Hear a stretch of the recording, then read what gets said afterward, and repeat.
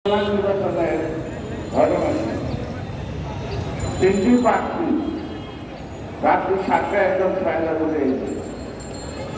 তিনি আবার বোধ হয়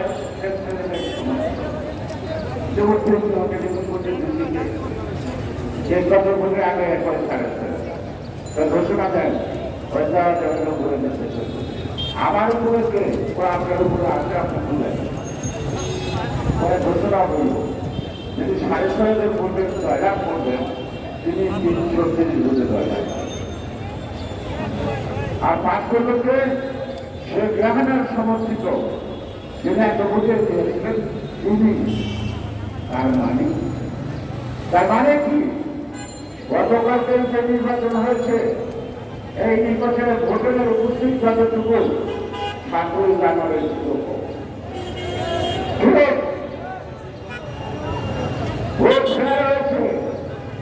যে যেখানে পাচ্ছে সে সেখানে মানে কি বাইরে ঠিকঠাক আর ভিতরের এটা করতে পারবেন অবস্থা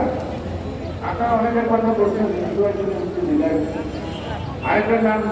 উচ্চারণ করতে আমার মাথা তাও করতে হবে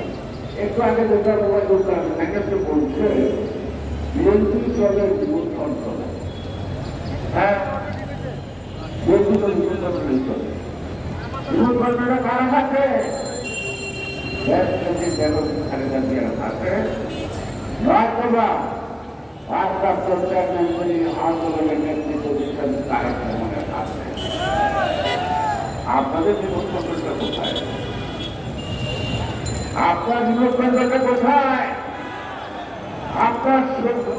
সরকারের নিরক্ষণটা কারা হাতে মোদীর হাতে না ওদের যুগালের হাতে না রয়েছে তাদের নিরক্ষণকারী আপনাদের চলতে হয় ওবায়দুল কাদের সাহেব বলছিলেন না সারা বিশ্বের মানুষ যেভাবে গণতন্ত্র করবে ষড়যন্ত্র করতেছিল ভারত যদি আমাদের পাশে না থাকতো এই নির্বাচন আমরা করতে পারতাম না তাহলে ভারতের আপনাদের ডাকবে কিন্তু তার মানে গণতন্ত্র আমরা বুঝতাম কি বাইরে অজাপেক্ষিক আর তাদের সাথে কথায় মনে হয় কেন বেশিদিন বাইরে ইন্ডিয়া